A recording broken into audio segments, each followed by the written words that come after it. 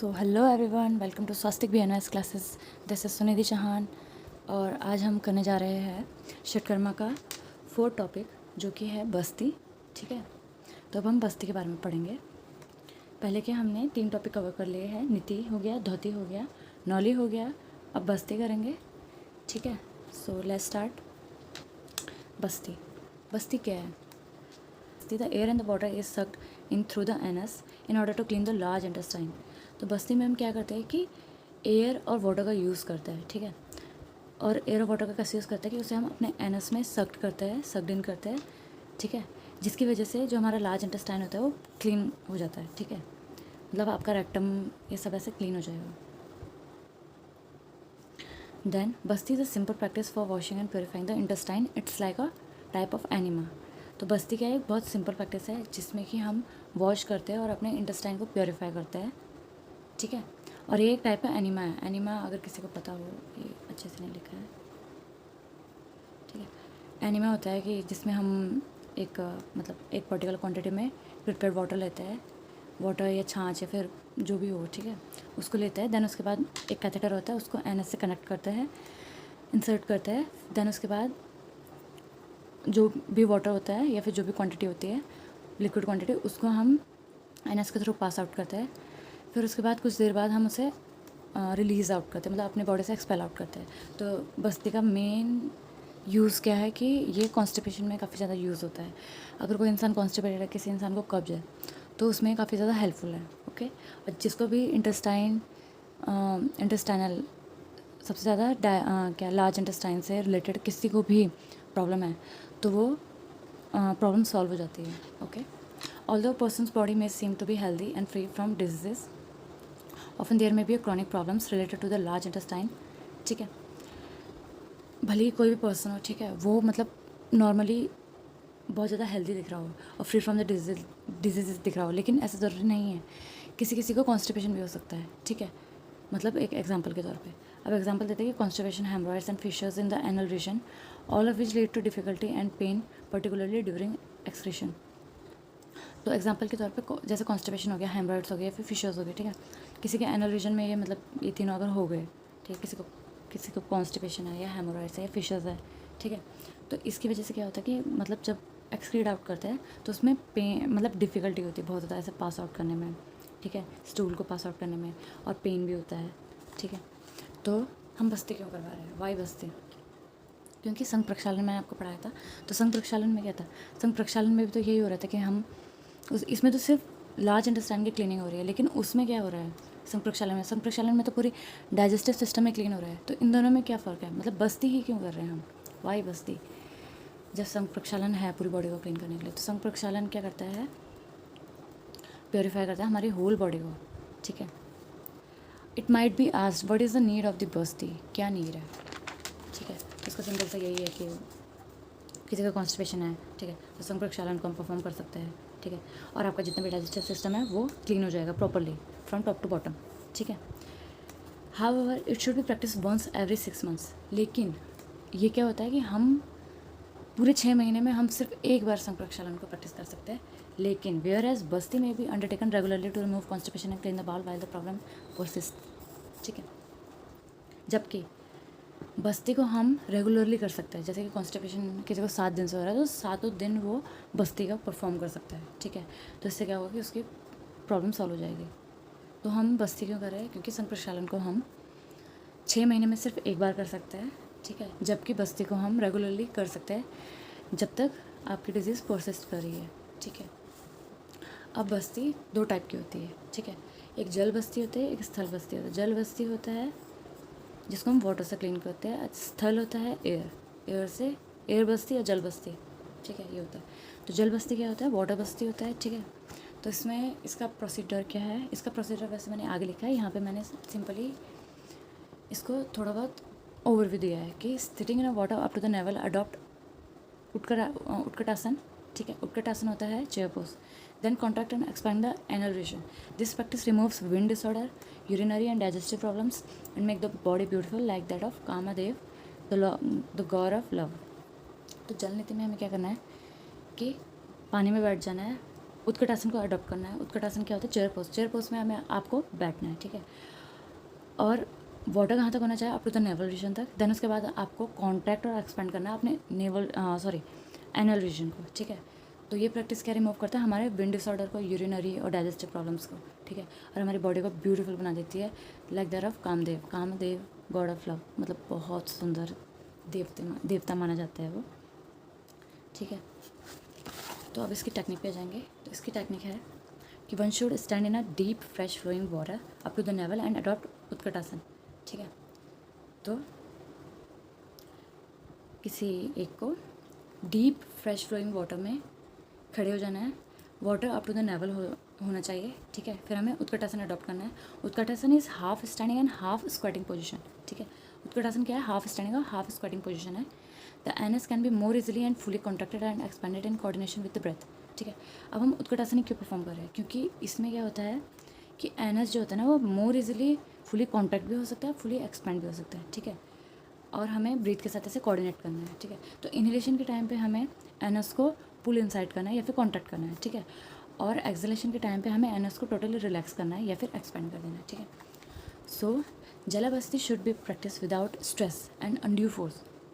जलबस्ती को हमें without any stress, without any giving any stress and undue force, मतलब ज़्यादा फोर्स नहीं लगाना है। अगर किसी का पहली बार है तो ज़रूरी नहीं है कि इतना ज़्यादा आपसे प्रैक्टिस हो पाएगा, ऐसा ज़रूरी नहीं है। या फिर किसी पर्सन से वो जब कोई पहली बार करता है तो थोड़ा ही वाटर वो सक इन कर पाता है, ऐसा ज़रूरी नहीं है कि बहुत ज़्यादा हो जाएगा। वो विद प्रैक्टिस, जब आप रेगुलर प्रैक्टिस में आ जाओगे, ठीक है, तो तब मसल्स जो आपके स्पिंटर मसल्स होते हैं वो आपके कंट्रोल में होते हैं। देन आप अपने कंट्रोल करना सीख जाते हैं, ठीक है। जलबस्ती should be practice, okay, should never be applied. undue force should never be applied, although the sphincter muscle should fully open the anus, ठीक है।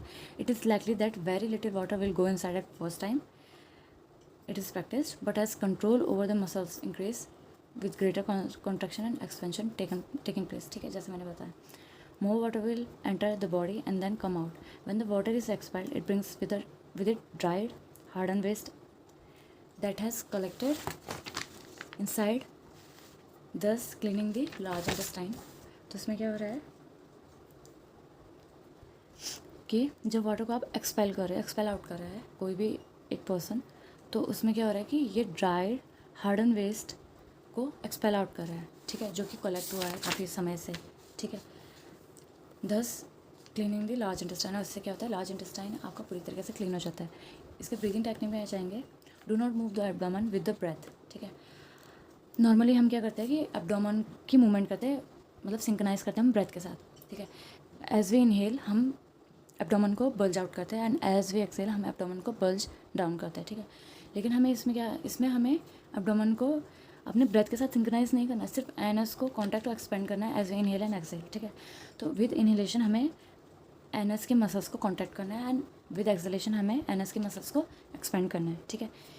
इसकी फ्रिक्वेंसी क्या है कि only be practice when necessary, ठीक है, जब जरूरत हो सिर्फ तभी। If one is suffering from constipation it can be practice every few days until the problem is solve, okay. If there is sufficient time continue until the clean water start coming out, ठीक है।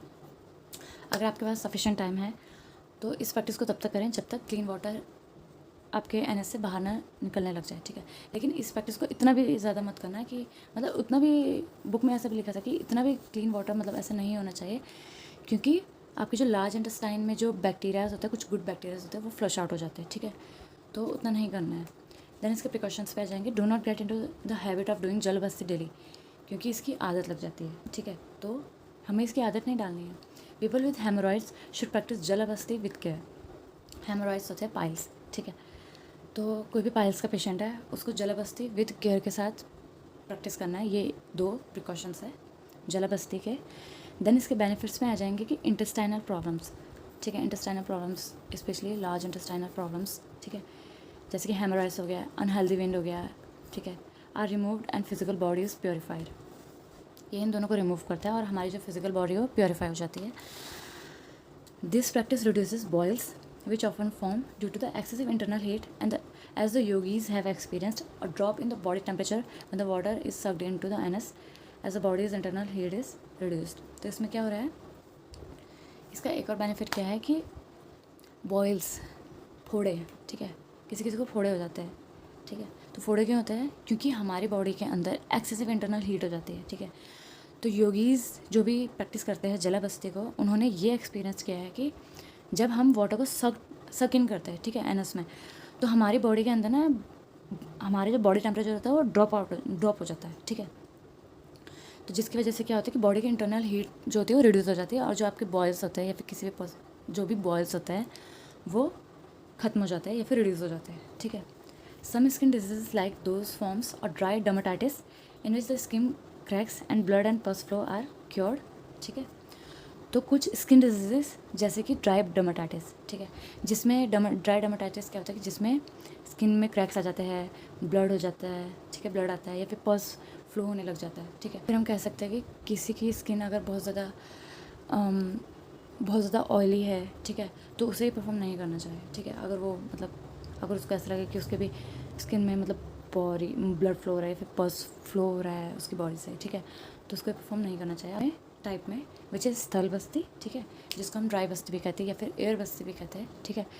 इस practice में for the practice of the स्थल बस्ती the anus is contracted and expanded by the practice of अश्विनी मुद्रा while sitting on the ground, ठीक है।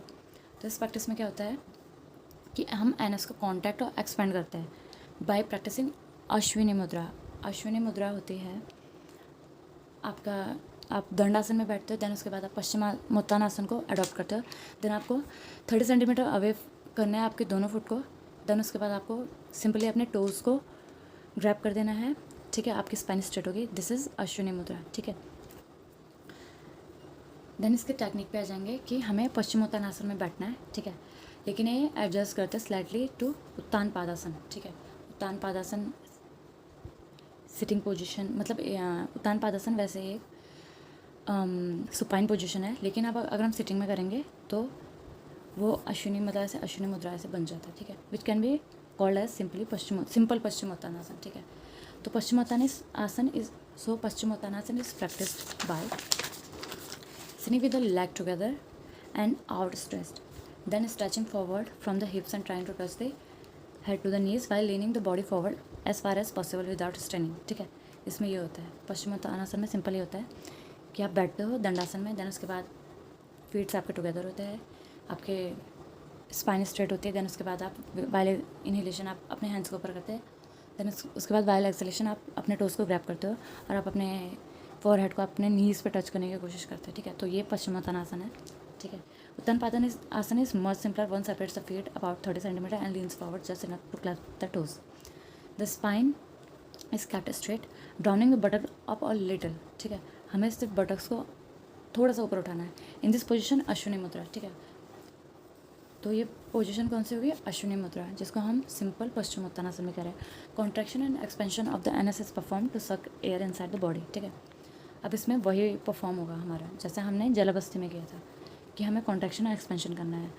बस उसमें जल है, इसमें एयर है, बस आपको इसमें एयर को सक्ड इन करना है through NS and excrete out करना है वाइल एक्सहेलेशन, ठीक है।